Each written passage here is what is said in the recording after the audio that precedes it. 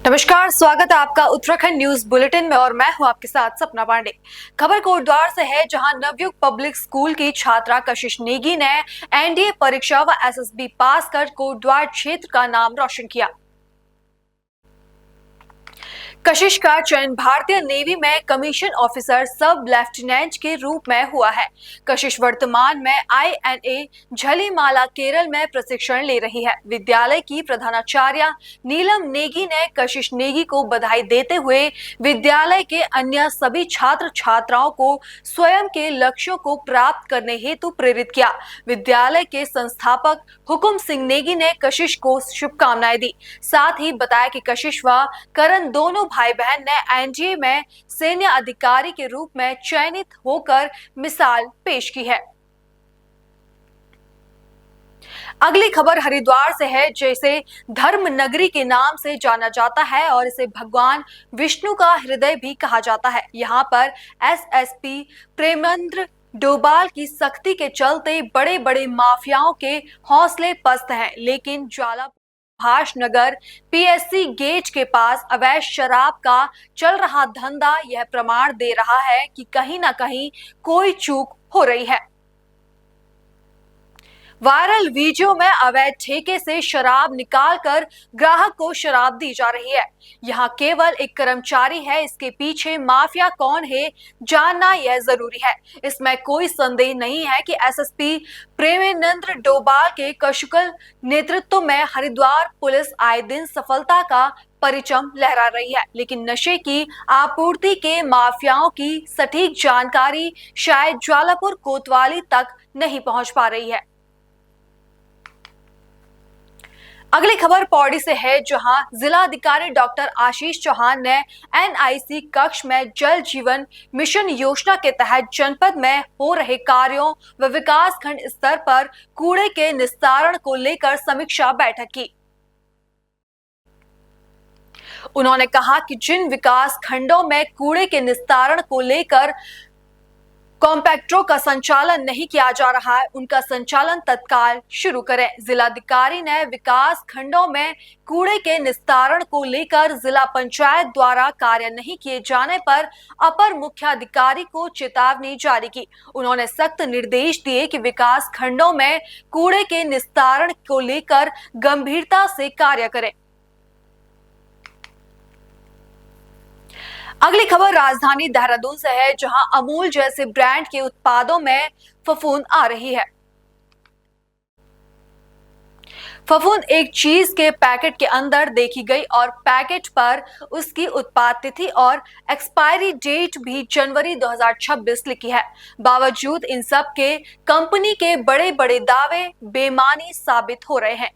कहीं ना कहीं आम जनता, खास तौर पर छोटे बच्चों की सेहत के साथ एक बहुत बड़ा खिलवाड़ किया जा रहा है। खाद्य विभाग इन सब बातों से अवगत होने के बावजूद भी इन बड़ी कंपनियों में हो रहे स्वास्थ्य संबंधित मानकों की अनदेखी के सबूत मिलने पर भी कोई कार्रवाई सुनिश्चित नहीं कर पा रहा। देखिए, ये अमूल चीज जो है हम उत्तराखंड देहरादून से किसी स्टोर से ले गए थे और उसकी डेट भी जो है दे रखी है, एक्सपायरी जो है आप देखिए, इसमें एक्सपायरी डेट जो है जनवरी 26 दे रखी है। जब इस पैकेट को यूज में किया पिज़्ज़ा बनाने के लिए जो वाइफ ने, तो आप देख सकते हैं कि इसमें किस तरह से ये फफूंद, ये तो कहीं ना कहीं कंपनी को इस चीज़ को बहुत सीरियसली लेना चाहिए कि लोगों की सेहत के साथ खिलवाड़ हो रहा है। और हम स्टोर में आके हमें फिर दोबारा नया ये दिया स्टोर वालों ने, ये नया पैकेट मिला है जिसमें सेम डेट है, आप देख सकते हैं। ये आप फिर देखिए, तो कहीं ना कहीं इतनी बड़ी ब्रांड होने के बाद अमूल जैसी कंपनी को अपनी क्वालिटी कंट्रोल को रखना चाहिए, क्योंकि नॉर्मल इस तरह की चीज और ये जो चीजें हैं लोग अपना लेके जाकर फ्रीजर में ही रखते हैं, और उसके बावजूद भी अगर इस तरह से ये फफूंदी, आप नीला नीला कलर देखिए, आप पूरा फफूंद पड़ी हुई है, तो ये बहुत ही खतरनाक हो सकता है, क्योंकि अमूमन छोटे बच्चों को ही चीज बहुत पसंद है। और यहाँ देखिए किस तरह से ये सेहत के साथ खिलवाड़ इतनी बड़ी कंपनी अमूल द्वारा किया जा रहा है। और जिस स्टोर से हम लाए, इस स्टोर की फोटो है यहाँ पर बकायदा, स्टोर से लिया गया। हम ये चीज लेके गए थे अभी हफ्ते पहले, ये है अमूल, और इसे हमने फ्रिज में रखा और इसके अंदर ये आप देख सकते ब्लैक फफूंद आ गई।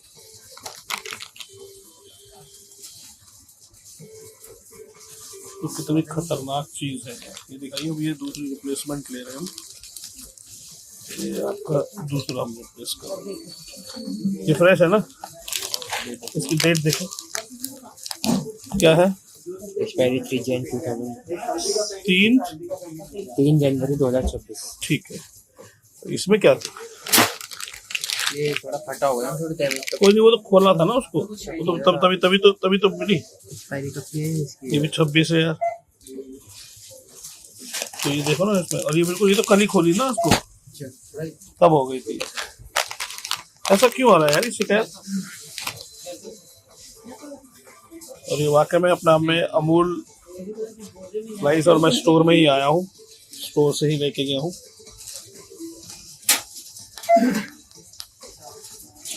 तो इसमें आप देख सकते हैं अमूल कंपनी को इस चीज को बहुत देखना है, नहीं तो ये लोगों की सेहत के साथ बहुत बड़ा खिलवाड़ है। अगली खबर उत्तरकाशी से है, जहां एक तरफ चुनाव को लेकर पार्टियों में शहर से लेकर गांव तक दो फाड़ हो जाते हैं, वहीं सीमांत जनपद उत्तरकाशी के भटवाड़ी ब्लॉक के अंतर्गत ऐसा गांव भी है जहां लगातार कई बरसों से ग्राम प्रधान एवं क्षेत्र पंचायत सदस्य को निर्विरोध चुना जाता है। हालांकि अभी तक त्रिस्तरीय चुनाव की घोषणा नहीं हुई है, मगर सीमांत गांव भटवाड़ी ब्लॉक के अंतर्गत डांग गांव के लोगों ने सरकार के चुनाव खर्चे बचने के लिए ग्राम प्रधान एवं क्षेत्र पंचायत निर्विरोध घोषित कर लिया है, जो बहुत बड़ी बात है। ग्रामीणों का मानना है कि चुनाव में जो खर्चा होता है उसको बचाने का कर्तव्य हम सभी लोगों का है। शासन जो खर्चे चुनाव में करता है वह ग्रामीण विकास में काम आएगा। वहीं जनपद उत्तरकाशी में इस गांव के लोगों की हर तरफ तारीफ हो रही है। लोगों का कहना है कि अगर इस तरफ से सरकारी धन को बचाने की बयार हर गांव में चले तो गांव का सर्वगुण विकास होना निश्चित है। के चैनल का मुझे तो यही संदेश देना है कि जो ग्राम पंचायत डांग ने जो निर्णय लिया है, निर्विरोध प्रधान क्षेत्र पंचायत की जो प्रक्रिया और चुने गए हैं, इससे तो मैं धन्यवाद करता हूँ ग्राम सभा का, अपने बुजुर्गों का, और समस्त क्षेत्रवासियों को ये संदेश देना चाहता हूँ, पूरे जनपद वासियों को ये क्षेत्र संदेश देना चाहता हूँ कि आप भी इसी पहल को, जो ग्राम सभा डांग ने जो ये पहल की, इस पहल पे उतरिए और अपने ग्राम सभाओं में सभी निर्विरोध प्रधान हो, क्षेत्र पंचायत हो, इनको चुनिए। इससे हमारे क्षेत्र का विकास होगा, क्षेत्र विकसित होगा, आपस में संगठित रहेंगे और जरूर इससे हमारा विकास होगा। और हम लोगों का तो उद्देश्य है एक क्षेत्र की एक सेवा करना, जो हमारे क्षेत्र की अपनी देवी देवताओं का, अपने विकास की जो भी परिधि है, इसमें हम कैसे खरे उतरें। और अपने गांव के, सबसे पहले तो मैं अपने गांव का वो विकास के बारे में अगर आप करेंगे तो गांव के जो विकास है, इसके लिए हम रात दिन एक करेंगे और रात दिन जन जन के साथ खड़े रहेंगे। नहीं, आप इसमें पंचायत प्रतिनिधित्व पर भी ऊपर जाएंगे, क्या कहना है आपके फिर? जी, पंचायत प्रतिनिधि कर ले तो मैं यही एक संदेश हो या एक वो देना चाहता हूँ अपने क्षेत्रवासियों को कि मैं एक सेवक के रूप में आपके बीच में प्रत्याशी के रूप में हूँ, और मेरा उद्देश्य, मैंने आप जन जन को 5 साल से मैं जन जन को एक एक अपनी वो बता रहा हूँ कि मेरा क्या उद्देश्य है, चुनाव लड़ने का क्या उद्देश्य है। अलग अलग उद्देश्य होता है, बहुत सारे तो पैसों के लिए, और मेरा एक उद्देश्य है कि मैं गरीब, निसहाय, निर्धन लोगों की सेवा किस ढंग से करूं।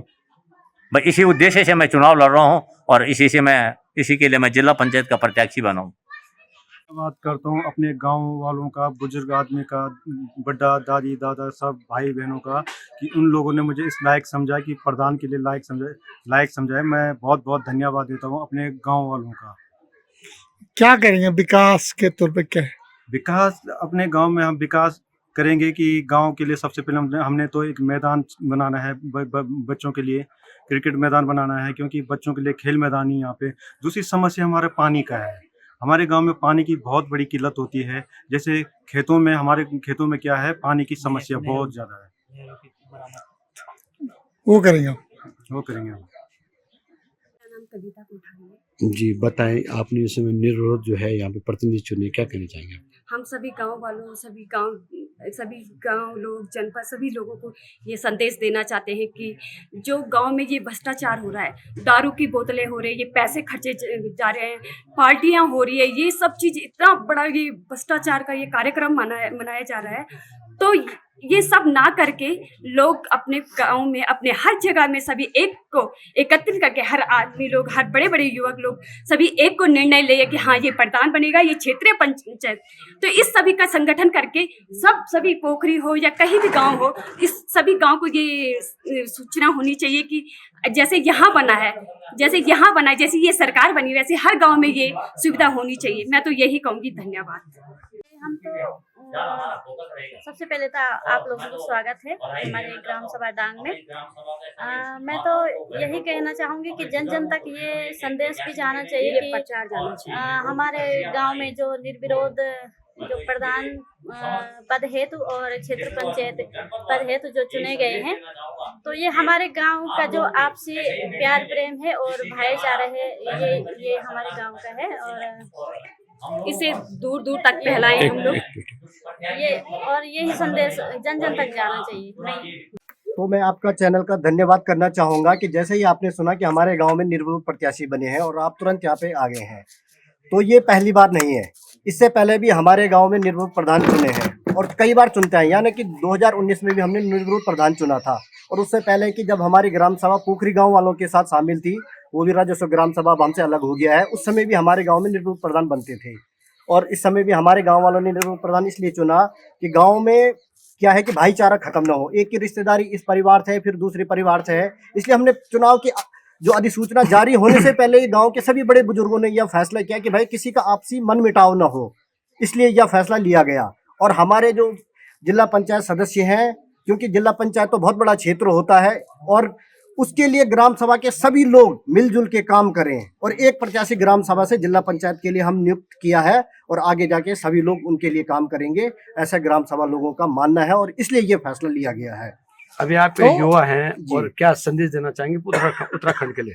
उत्तराखंड के लिए हम ये संदेश देना चाहेंगे कि भैया आप भी ग्राम सभा डांग की तरह ऐसे ही अपने ग्राम सभा से निर्विरोध प्रत्याशियों को चुनाव चिन्हित कीजिए और सबसे पहले तो सरकार का पैसा बचाइए। जो सरकार के चुनावों में लाखों रुपए लगते हैं और फिर गांव में जो शराब परोसी जाती है चुनावों में और आपसी भाईचारा खत्म होता, उस चीज़ से हमें काफ़ी राहत मिलेगी। यही संदेश देना चाहूँगा मैं। और मैं एक अपने प्रतिनिधियों से जो चुन के आए हैं उनसे भी एक वो करूँगा, रिक्वेस्ट करूँगा कि मतलब आप भी ऊर्जा के साथ काम करें और गांव के हर सुख दुख में मतलब वो करें भाई, सहयोग करें, पूर्ण सहयोग।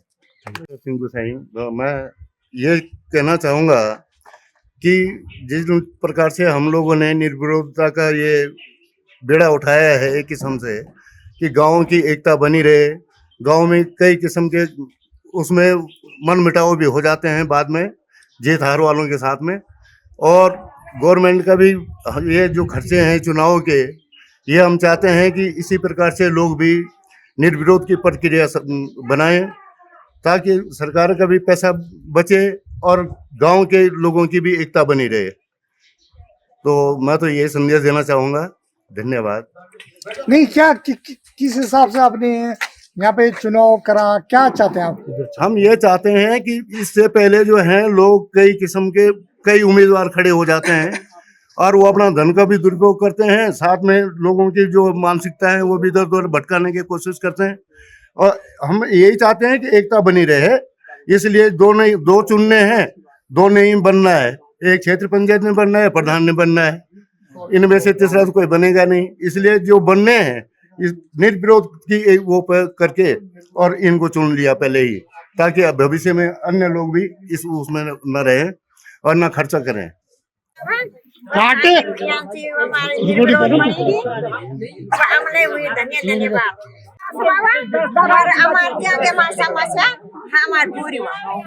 अच्छा, क्या समस्या थी आपको? समस्या हमारी ये है कि हमारे पानी की समस्या, ये हमारी खेती बाड़ी सूखी पड़ी है, बस अमूल पाइप की जरूरत है और ये बहुत बड़ी समस्या हमारी। खबरों का सिलसिला आगे भी जारी है, लेकिन फिलहाल लेते हैं एक छोटा सा ब्रेक।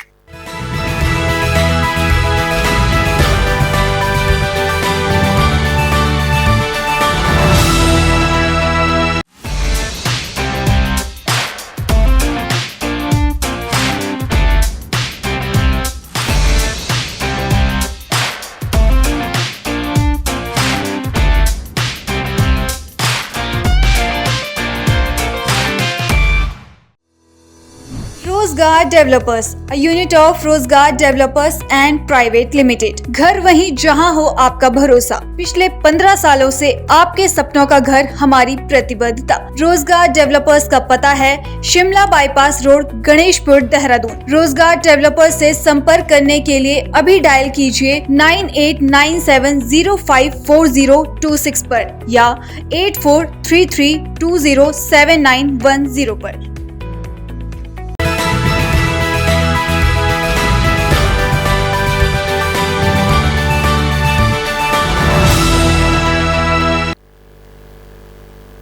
ब्रेक के बाद आपका फिर से स्वागत है।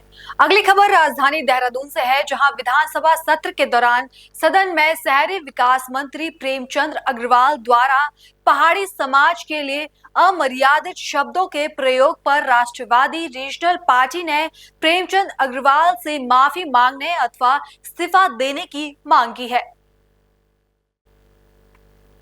राष्ट्रवादी रीजनल पार्टी के राष्ट्रीय अध्यक्ष शिव प्रसाद सेमवाल ने कहा कि प्रेमचंद अग्रवाल का बयान पर्वतीय समाज के प्रति उनकी नफरत को दर्शाता है। उन्होंने विधानसभा अध्यक्ष रितु खंडूरी से मांग की कि यदि प्रेमचंद अग्रवाल माफी नहीं मांगते तो इस तरह से आचरण पर संसदीय कार्य मंत्री और शहरी विकास मंत्री प्रेमचंद अग्रवाल पर सदन में आगामी 2 विधानसभा सत्रों तक प्रवेश करने पर प्रतिबंध लगा दिया जाए। अगली खबर राजधानी देहरादून से है, जहां पंचम विधानसभा के बजट सत्र के दौरान विधानसभा अध्यक्ष रितु खंडूरी भूषण ने 21 फरवरी 2025 को एक दिन में सबसे लंबा 11 घंटे 51 मिनट तक सदन की कार्यवाही का संचालन कर अपना ही पर्व का रिकॉर्ड तोड़कर नया रिकॉर्ड बनाया। यह उत्तराखंड विधानसभा के इतिहास में बिना एक सेकंड का ब्रेक लिए अब तक की सबसे लंबी सत्र संचालन की अवधि है। मुझे सम्मानित सदन को सूचित करते हुए अत्यंत हर्ष का अनुभव हो रहा है कि उत्तराखंड विधानसभा में नेवा यानी ई विधानसभा का प्रारंभ हो गया है। नेवा अर्थात नेशनल ई विधान एप्लीकेशन माननीय प्रधानमंत्री श्री नरेंद्र मोदी जी की प्रेरणा से उनके डिजिटल इंडिया विजन के अंतर्गत भारत सरकार के संसदीय कार्य मंत्रालय की एक परियोजना है, जिसके अंतर्गत देश की सभी विधानसभाओं और संसद की कार्रवाई को डिजिटाइज किया जा रहा है। यह मिशन मोड में सेंटर स्टेट पार्टनरशिप से चल रही है। हमने इस परियोजना को अपनाया और एक नवाचार इसमें यह किया कि इसे उत्तराखंड विधानसभा की विशेष आवश्यकताओं के अनुसार विकसित किया है, ताकि यह इस पर्वतीय राज्य की जनता की आशाओं और आकांक्षाओं के अनुरूप कार्य कर सके। हम इसे गैरीसैंण विधानसभा भराड़ीसैंण भवन में भी लागू कर रहे हैं। ई नेवा लागू होने से हमारी यह विधानसभा विश्व के उन चुनिंदा विधान मंडलों में शामिल हो गई है जहां नवीनतम state of the art IT application का प्रयोग करके विधानसभा की कार्रवाई डिजिटाइज्ड ऑटोमेटेड मोड में चल रही है। इसके साथ ही उत्तराखंड ने विश्व के आईटी मैप पर एक प्रभावी उपस्थिति दर्ज की है। इस परियोजना से बड़ी मात्रा में पेपर की बचत होगी और तत्क्रम में पेड़ों का कटान कम होने से पर्यावरण संरक्षण में प्रदेश की इस सर्वोच्च पीठ का योगदान भी प्रभावी रूप से दर्ज हो सकेगा।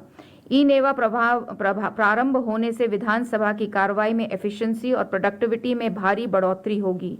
एक अनुमान के अनुसार इसे लागू करने के पश्चात विश्व भर में विधान मंडलों की कार्रवाई की एफिशिएंसी और प्रोडक्टिविटी में 125% तक की बढ़ोतरी हुई है। ई नेवा लागू होने से विधानसभा की कार्रवाई से संबंधित विभिन्न अंतर विभागीय कार्यों में वर्कफ्लो बेहतर होगा और समय की बचत भी होगी। मैं इस अवसर पर यहां उपस्थित सभी संबंधित अधिकारियों एवं विभागों का आह्वान करती हूं कि वे इस परियोजना से राज्य को प्राप्त हो सकने वाले कार्बन क्रेडिट की संभावनाओं को खोजें ताकि राज्य की अर्थव्यवस्था में भी इसका योगदान सुनिश्चित हो सके। ई नेवा हमारी 2 साल से अधिक की मेहनत का फल है, जिस दौरान हमें अनेक चुनौतियों का सामना करना पड़ा। सबसे बड़ी चुनौती देहरादून स्थित विधानसभा सदन में स्थान का अभाव था। हमें अपनी कई कार्यालय जो सदन कार्य में से नज़दीक से जुड़े हैं उनको दूसरी जगह शिफ्ट करना पड़ा। छोटी जगह पर स्क्रीन लगाना अपने आप में बड़ी चुनौती थी, परंतु मुझे इस बात की संतुष्टि है कि सभी संबंधित लोगों और संस्थाओं के कोऑर्डिनेटेड सस्टेन्ड एफर्ट से हम आज इसे प्रारंभ कर पाए हैं। मैं इस अवसर पर हमें अपना आशीर्वाद देने पधारे प्रदेश के प्रथम नागरिक माननीय राज्यपाल महोदय का भी आभार व्यक्त करती हूं। आपके विद्वतापूर्ण आशीर्वचनों से सदैव हमारा मार्गदर्शन एवं प्रोत्साहन हुआ है। भविष्य में भी आपके दिशा निर्देशन में यह प्रदेश निश्चित रूप से प्रगति और नवाचार के नए आयाम इसी प्रकार प्राप्त कर सकेगा। मैं इस अवसर पर उत्तराखंड के मुख्यमंत्री जी पुष्कर सिंह धामी जी का भी आभार व्यक्त करती हूं, जिन्होंने इस परियोजना की सफलता हेतु अपना संपूर्ण योगदान और बहुमूल्य सुझाव दिए। उनके नेतृत्व में प्रदेश तेजी से विकास के रास्ते पर चला। इस क्रम में नेवा के इम्प्लीमेंटेशन में भी उनका फुल सपोर्ट हमें प्राप्त हुआ, जिससे यह परियोजना कई चुनौतियों के बाद भी मूर्त रूप से ले पाई।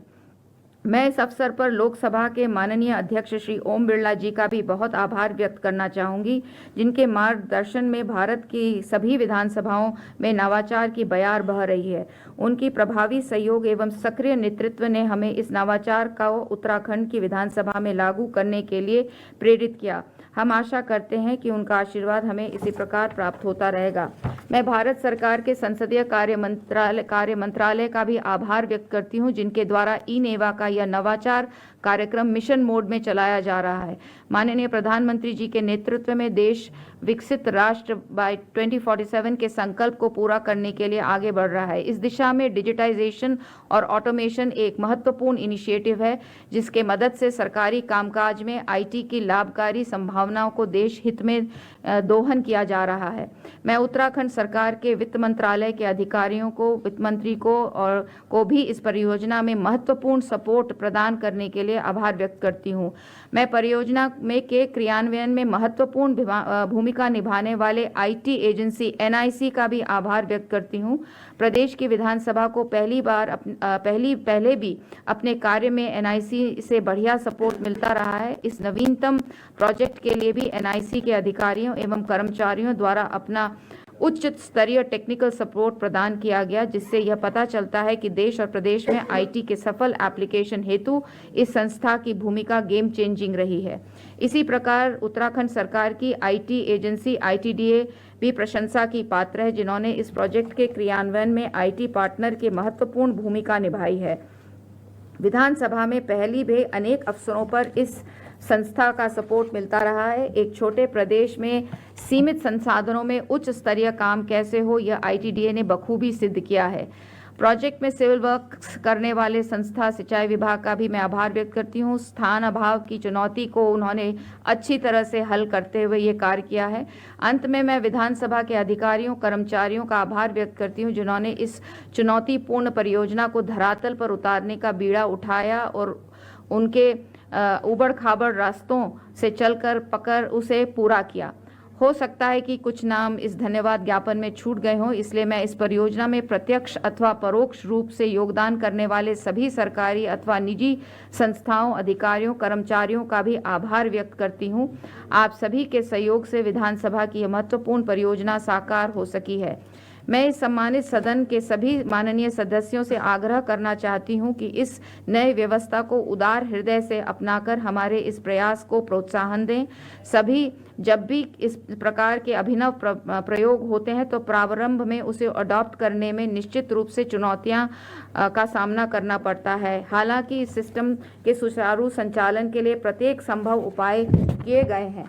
माननीय सदस्यों के ई नेवा संबंधी प्रबोधन हेतु इसी परिसर में ई नेवा फैसिलिटेशन सेंटर स्थापित किया गया है, जहां संपर्क कर आप ई नेवा संबंधी अपनी जिज्ञासाओं का हल प्राप्त कर सकते हैं।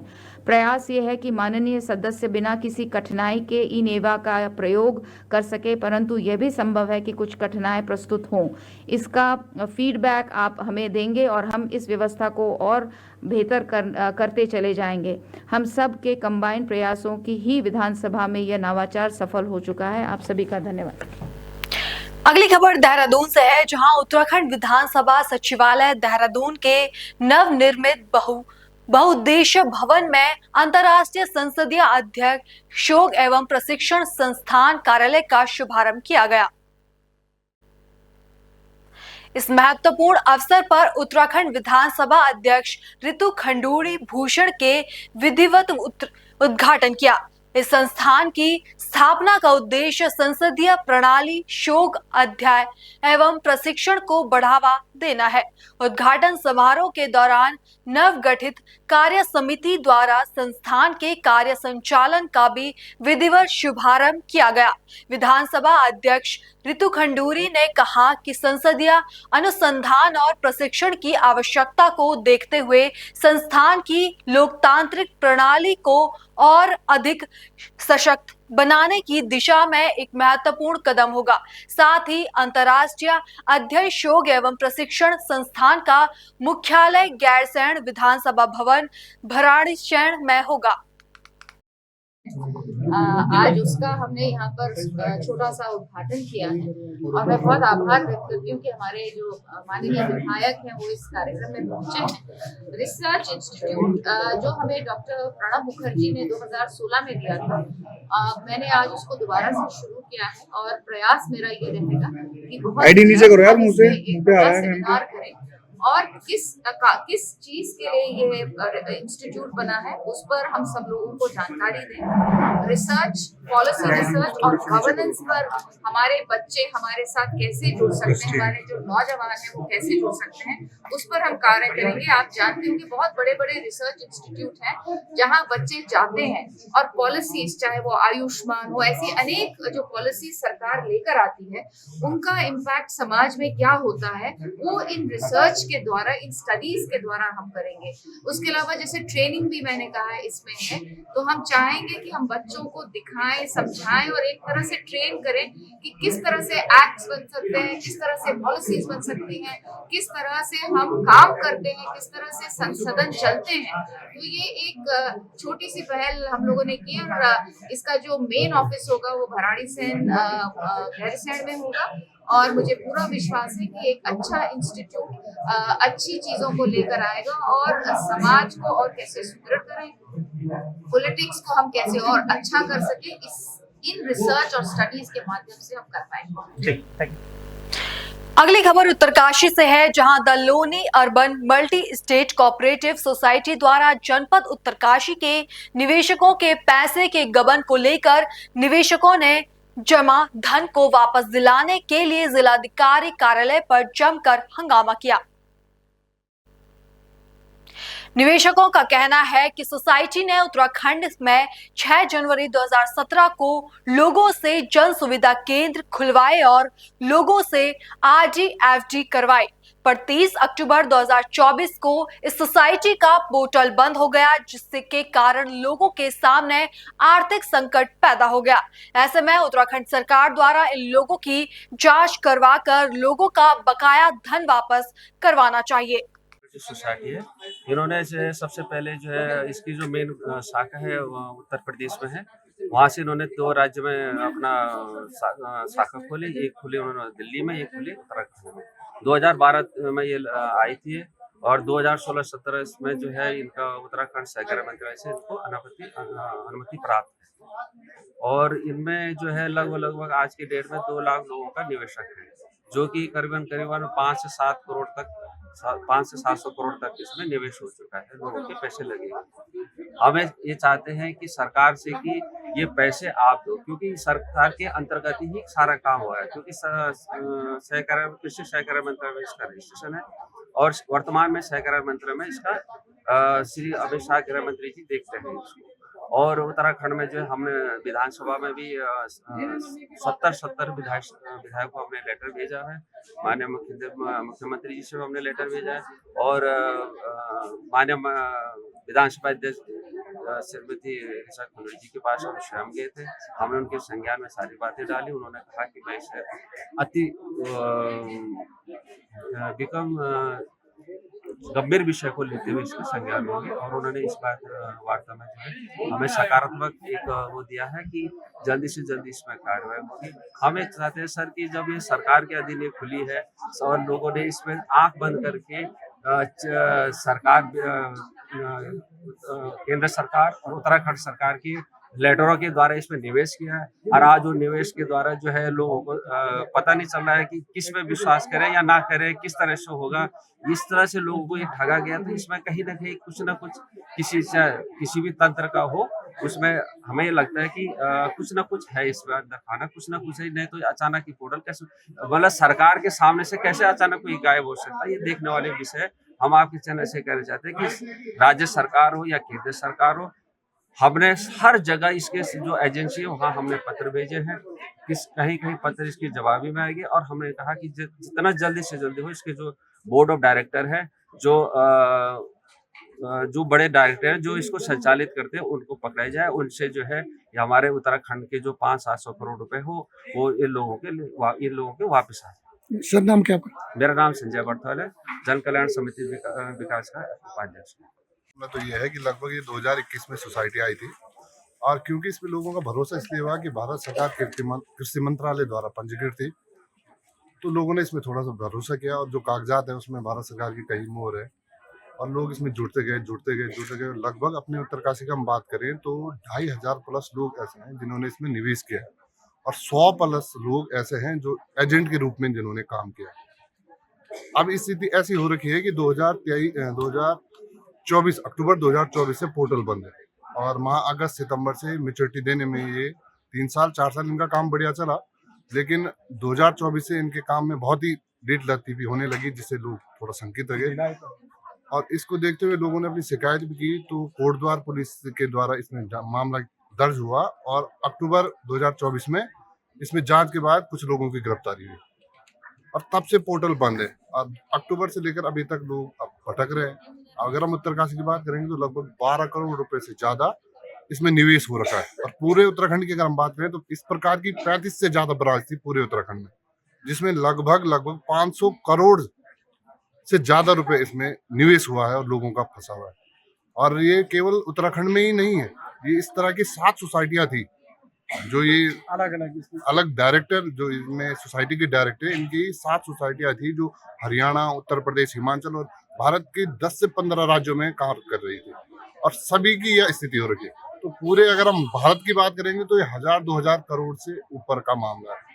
तो ये तो नहीं है कि ये बिल्कुल सरकार को इसके बारे में पता ही नहीं है कुछ हो रहा है, क्या हो रहा है। तो हमारी यही मांग है या तो सरकार की मिलीभगत की हो सकती कि जो 2019 बस्ट एक्ट है उसके माध्यम से जो लोगों का पैसा यहाँ पे लगा हुआ है उसको दिलवाने की सरकार पूरी कोशिश करे। और इस तरह के जो आने वाले हमारे उत्तरकाशी में कई हर 2 साल में 3 साल में इस तरह के मामले उछलते रहते हैं, तो कुछ इसमें सरकार अवेयरनेस के कार्यक्रम भी चलाए और इस तरह से बिल्कुल इसको इस तरह की कोई भी कंपनी या सोसाइटी आती है उसको बिल्कुल भी यहाँ आने की परमिशन न दी जाए। नाम क्या? संदीप सिमाल, ग्राम प्रधान संग्रहालय। सोसाइटी अलग कॉर्पोरेशन शुरू थे, तो हमें ये कहा गया था कि कोई कंपनी नहीं है और ये जो है सोसाइटी है और भारत सरकार के मंत्रालय से रजिस्ट्रेशन है, सरकार मंत्रालय से। और जो सरकार की योजना है ये इसमें सारी थी कि सुकन्या वाला इसमें था, एजुकेशन प्लान इसमें था, RD FD इसमें थी और वो क्या उसका नाम पेंशन प्लान इसमें था, सब सरकार के थे। तो अच्छे अच्छे लोगों को हो रहा था। मेरे पास हमने जब जमा किया तो काफी लोगों का 3 साल की थी, 5 साल की थी, अधिकतम 3 साल की खोलते थे लोगों को, काफी लोगों को पैसा चले गया था। फिर लोगों ने दोबारा आईडी खोली, उसमें लोगों ने कहा इसमें अच्छा पैसा आ रहा, सब ठीक आ रहा, सब कोई दिक्कत नहीं। और 2024 अक्टूबर 30 अक्टूबर को जो है पोर्टल बंद किया गया। फिर उसमें मैसेज डालते रहे आज खुलेगा, कल खुलेगा, समझाते इंतजार करते रहे। बोला 25 जनवरी को, 25 जनवरी से फिर हमने जो है ज्ञापन देना शुरू कर दिया उसे, क्योंकि हम इसलिए इसमें तब जुड़े हैं जब सहकारिता मंत्रालय के नाम से उसमें जब हमने गूगल में सर्च किया हम तब जुड़े। हमने कहा एक सोसाइटी है, कोई कंपनी नहीं है, सोसाइटी है। इस चक्कर से जो हमने जुड़े। और यहाँ के जो है उत्तरकाशी की जो है एक क्या वो 7 करोड़ 85 लाख यहाँ की है उत्तरकाशी की, और चिन्यारी अलग है। तो यहाँ पे लोगों को बहुत बुरी स्थिति हो रखी है। तो आप लोगों को माध्यम से हम ये कहना चाहते हैं कि ये जाए, क्योंकि इसमें सरकार इन्वॉल्व है। अगर सरकार नहीं होती तो एकदम अच्छा जो ब्रांचें खुल रखी थी हमारा सुविधा केंद्र, तो ऐसे भी कहीं नहीं था कि जो वो कहाँ कहीं कोने में अंदर खुल रखा था, कहीं मेन रोड में था। मेन रोड में जो है बोर्ड लगा हुआ था। उसी समय सरकार ये कहती किसका बोर्ड है, कौन है, क्या है, तो लोग किसी ने कुछ नहीं किया।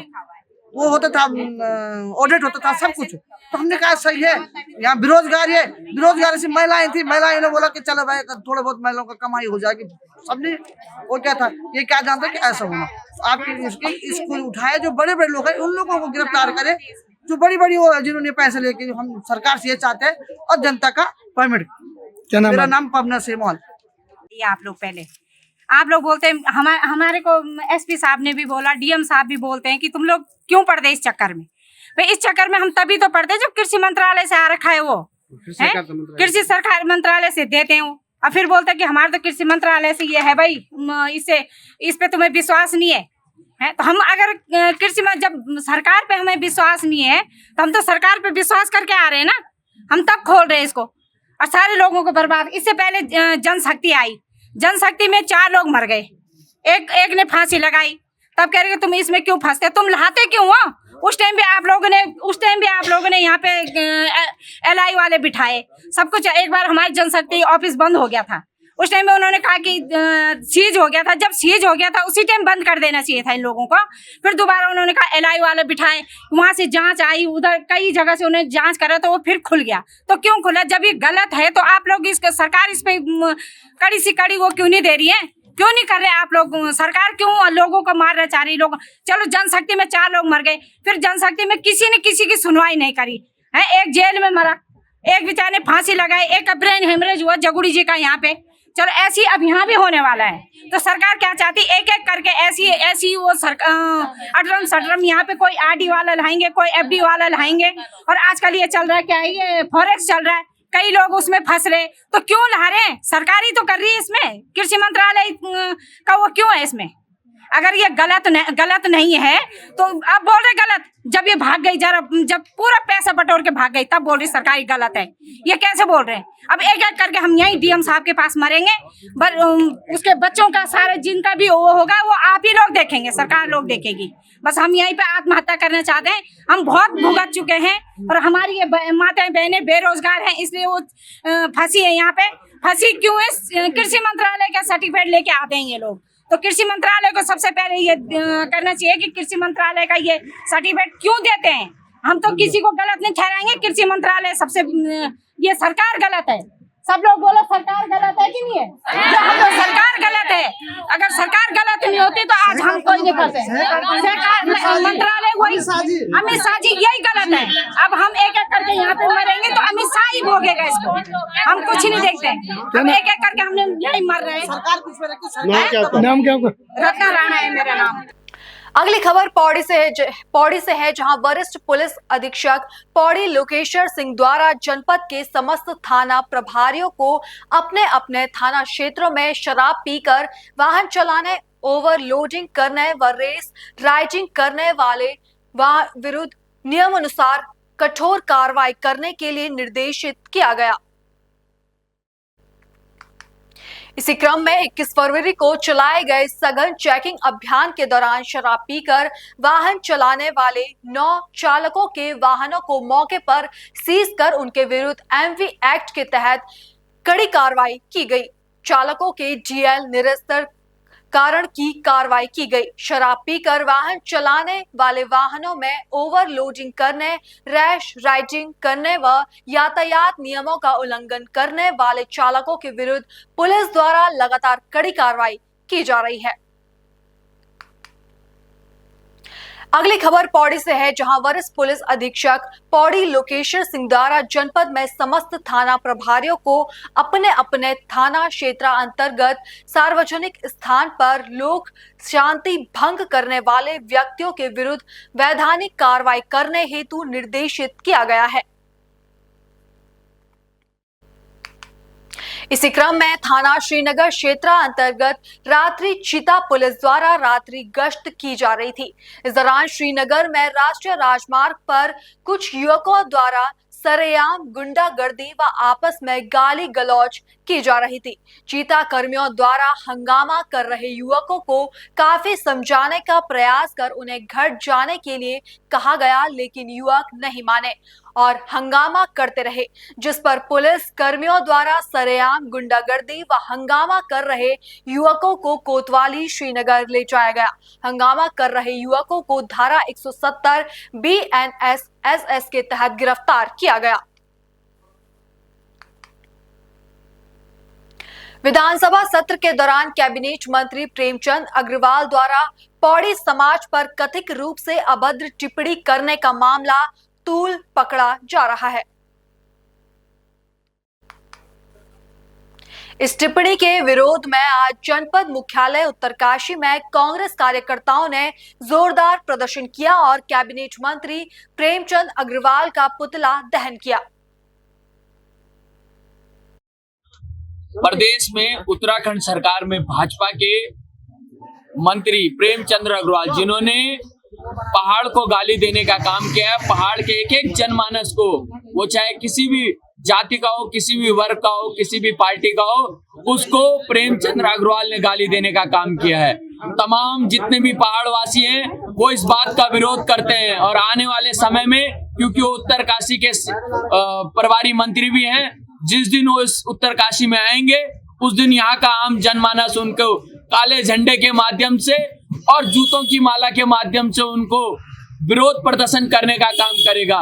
यह मंत्री वह मंत्री है जिसने पहाड़ के नौजवान को ऋषिकेश में थप्पड़ मारने का काम किया है। अगर सरकार इसको निरंतर रूप से इस प्रकार से मंत्रिमंडल में बनाए रखेगी तो यह सरकार भी भ्रष्ट सरकार कहलाएगी। इसलिए हमारा निवेदन है दामी जी से कि ऐसे मंत्री को तत्काल हटाने का कृपा करें। रोज मंत्री है और उसको तहजीब नहीं है कि कैसे विधानसभा में बोला जाता है। जिन शब्दों का उसने प्रयोग किया है, हम तो नहीं चाहते कि हम उन शब्दों का, उन गंदे शब्दों का, जो अनपार्लियामेंट्री लैंग्वेज है, ऐसे शब्दों का हम यहाँ पर प्रयोग करें जो विधानसभा में उन्होंने प्रयोग किया है। और ऐसे मंत्री को कतई भी सत्ता में रहने का कोई अधिकार नहीं है। और पहाड़ में ऐसे लोगों के कारण और कांड हो रहे हैं। अंकिता भंडारी कांड जो हुआ है, ऐसे लोगों के आश्रय से हुआ है, ऐसे लोगों ने उनको आश्रय दिया है जो अंकिता भंडारी के साथ जो कांड हुआ है। और ऐसे और कांड भी, ये अगर ये लोग मंत्रिमंडल में रहे तो ऐसे और जघन्य अपराध होने की पूरी संभावना है। क्योंकि अपराधी आदमी जो ऐसे तहजीब से नहीं बोलता है, जो गाली गलौज से बोलता है, ऐसा अपराधी आदमी अगर सत्ता में रहा तो उसको कोई अधिकार, वो जो है सत्ता के जो स्वरूप है उसको बिगाड़ता है और जो गलत तत्व है समाज में उनको प्रश्रय देता है।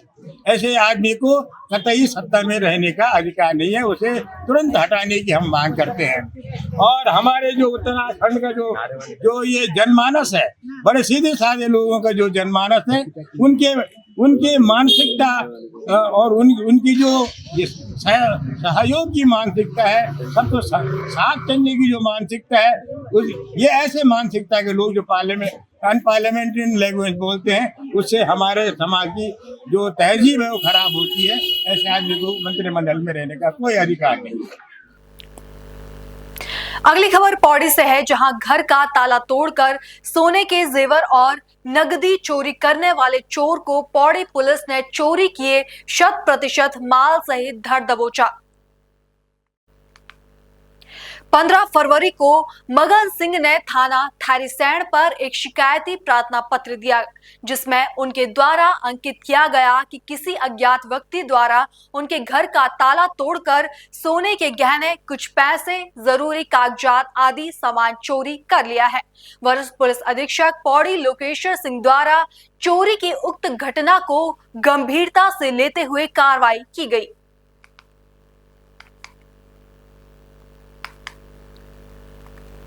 अगली खबर पौड़ी से है, जहां आंगनबाड़ी कार्यकर्ताओं ने अपनी मांगों का समाधान न होने पर पट्टी बांधकर विरोध प्रकट किया और कहा कि जब तक हमारी मांगें पूरी नहीं होती है तब तक लगातार इसी तरह विरोध करते रहेंगे। प्रदेश अध्यक्ष रेखा नेगी ने कहा कि सरकार लगातार आंगनबाड़ी कार्यकर्ताओं की अनदेखी कर रही है।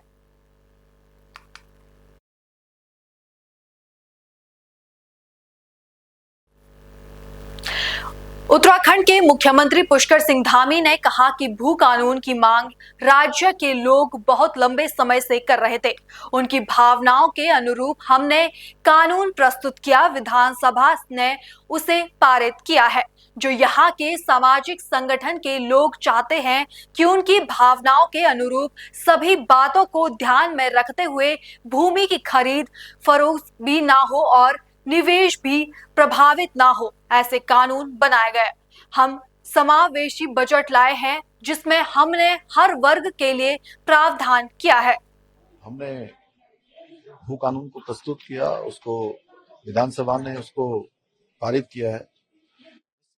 जन भावनाएं हैं जो यहाँ के स्टेक होल्डर चाहते हैं, यहाँ के सामाजिक संगठन के लोग चाहते हैं, हमारे बुद्धिजीवी लोग चाहते हैं, उन सबकी भावनाओं के अनुरूप सभी बातों का ध्यान में रखते हुए कि हमारी भूमि की जो खरीद फरोख्त है वो भी जो है न हो